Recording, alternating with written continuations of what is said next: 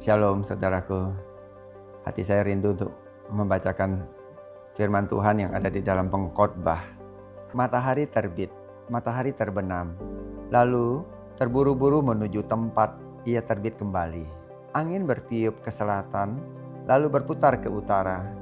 Terus menerus ia berputar, dan dalam putarannya angin itu kembali. Semua sungai mengalir ke laut, tetapi laut tidak juga menjadi penuh.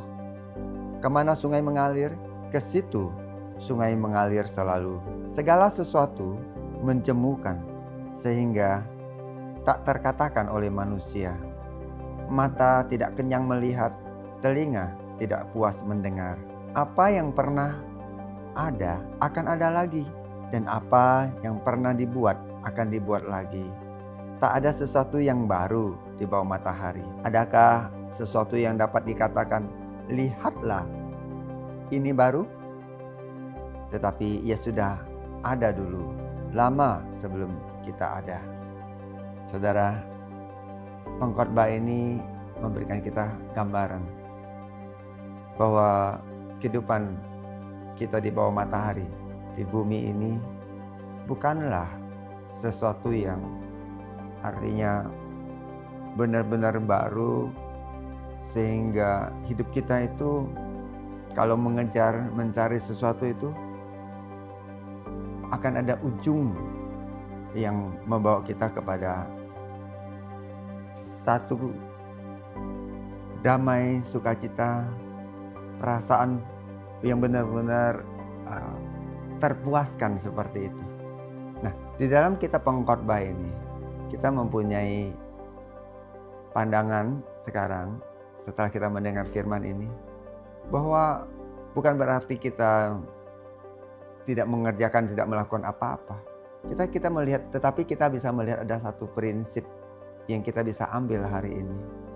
Ternyata banyak orang ya saudara, terjebak oleh apa yang dia usahakan, terjebak oleh apa yang dia kerjakan, terjebak oleh apa yang dia ingin lakukan, dia cita-citakan di dalam kehidupannya dia.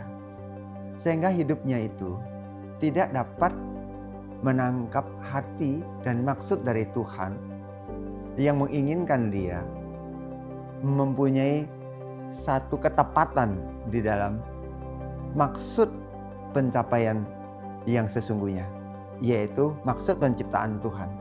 Sehingga dia tidak mengenai sasaran yang Tuhan maksudkan. Saudara tahu kan, kalau anak panah yang dipanahkan, diluncurkan itu dimaksudkan untuk mengenai tepat kepada sasarannya. Nah, itu sebenarnya maksud Tuhan menciptakan kita ada. Sebagai seorang yang membapai saudaraku, saya ingin sekali menyampaikan hati Tuhan untuk setiap kita menangkapnya, agar hidup kita saudaraku berdasarkan prinsip yang kita terima dari pembacaan Pengkhotbah ini, bahwa hidup setiap saudara ada sasaran, ada maksud, ada kehendak, ada ujung, ada sesuatu yang begitu luar biasa yang Tuhan mau kita sampai ke situ. Fulfill, menggenapi maksud kehendak Tuhan itu. Tetapi kalau kita hanya melakukan satu pekerjaan, kegiatan, mengejar sesuatu keinginan, bahkan hal yang sangat baik. Tadi dikatakan oleh kitab Pengkhotbah pasal 1 itu semua baik, tetapi akan berulang lagi, akan sampai ke ujung sepertinya, tetapi ternyata berputar. Jadi tidak ada yang baru. Nah, saya menyimpulkan, dan saudara bisa merenungkan kembali, kalau kita mengerjakan sesuatu dan tidak ada maksud kehendak Tuhan yang pasti di dalamnya, hidup kita akan berputar. Bicara pun kalau kita tidak tahu mau apa yang kita sampaikan, kita jadi berputar-putar saudara. Saudara pernah sadar gak? Kalau kau berbicara tuh gak tahu mau kemana, kau berputar dalam bicaramu. Sama kehidupan itu, pekerjaan juga sama, keluarga juga sama, pengetahuan terlebih lagi saudara. Nah, mari saya mau mengajak kita melihat prinsip ini lebih mendalam. Saya kan mau kita dengar ya firman ini. Aku telah melihat segala perbuatan yang dilakukan orang di bawah matahari. Tetapi lihatlah, segala sesuatu adalah kesia-siaan dan usaha menjaring angin. Aku berkata dalam hati, lihatlah, aku telah memperbesar dan menambah lebih hikmat daripada semua orang yang memerintah atas Yerusalem sebelum aku. Dan hatiku telah memperoleh banyak hikmat dan pengetahuan. Aku telah membulatkan hatiku untuk memahami hikmat dan pengetahuan, kebodohan dan kebebalan. Tetapi aku menyadari bahwa hal ini pun adalah usaha menjaring angin. Karena di dalam banyak hikmat ada banyak susah hati. Dan siapa memperbanyak pengetahuan, memperbanyak kesedihan. Banyak hikmat, banyak susah hati, saudara. Banyak pengetahuan, banyak apa? Sorrow. Banyak knowledge ya, banyak kesedihan. Pengetahuan sama dengan kesedihan. Hikmat, hati jadi susah. Mestinya kan hebat ya, saudara. Nah, sangat ironis sekali, saudara. Ironis kalau kita memperbandingkan dengan orang-orang yang ingin mencapai hikmat pengetahuan. Saya dalam hal ini bukan mau menyalahkan siapapun atau mengganggu keinginan seseorang untuk mencapai sesuatu. Silakan kalau saudara ingin mencapainya. Tetapi kebenaran ini kan firman Tuhan yang tidak terbantahkan. Kita perlu mengambilnya. Sehingga kita mengenal kehendak Tuhan melampaui yang lain. Segala sesuatu di bawah matahari ini adalah seperti perbuatan menjaring angin, yang hasilnya adalah kesia-siaan. Bukankah Salomo kan sudah mempunyai pencapaian luar biasa, terkenal hebat, banyak hal yang baik yang dia lakukan. Bahkan dia menguasai bangsa-bangsa. Bukankah Tuhan diperkenalkan oleh Salomo?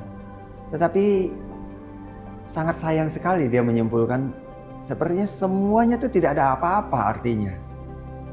Wow. Saudara, memang sukar kalau kita tidak memahami ujungnya hidupan ini. Contoh yang paling gampang kita temukan adalah setelah kematian Salomo, anaknya Rehabeam menggantikan dia menjadi raja. Dan apa yang terjadi? Kerajaan yang begitu megah, begitu luar biasa, begitu hebat. Kekayaan yang begitu banyak di zaman Salomo, saudaraku. Dia mengumpulkan emas, perak seperti batu banyaknya. Luar biasa, saudaraku. Di tangan anaknya Rehabeam, kerajaan Salomo langsung terpecah. Dan terjadi, saudaraku, kerajaan utara dan kerajaan selatan. Saat itu tinggal suku Yehuda dan suku Benyamin saja yang bersama dengan Rehabeam. Saudara, pencapaian yang begitu hebat, seorang raja mencapainya. Tetapi satu keturunan, satu generasi di bawahnya selesai, hilang. Bahkan bekasnya pun susah ditemukan. Pernahkah saudara berpikir hidupmu, semua yang kau dapatkan, yang kau alami, yang luar biasa, yang hebat itu bisa berdampak kepada kekekalan? Mungkin engkau berpikir bisa mewariskannya kepada keturunan-keturunan. Atau banyak orang berpikir, ya selama saya hidup ya saya mau yang terbaik. Setelah saya ya terserah. Saya mau menaruhkan prinsip kekekalan di dalam hidup, di dalam hatimu. Sehingga engkau bukan hanya orang yang beruntung di muka bumi, tetapi orang yang membawa kehidupan yang begitu nyata saat engkau ada di muka bumi ini. Yang engkau akan sangat bersyukur engkau ada di situ. Lihat, saudaraku, Salomo, segala pencapaiannya, segala kehebatannya selesai saat dia menyelesaikan hidupnya. Tetapi ada seorang, saudaraku, yang memulai, bukan lagi ingin mencapai, bukan lagi ingin mengetahui, tetapi hanya ingin selalu taat. Dia berkata, sejak aku mendengar, sejak aku melihat sejak aku mendapat penglihatan, pewahyuan, pengertian yang datang dari Tuhan itu, tidak pernah aku tidak taat. Dia adalah seorang bernama Paulus.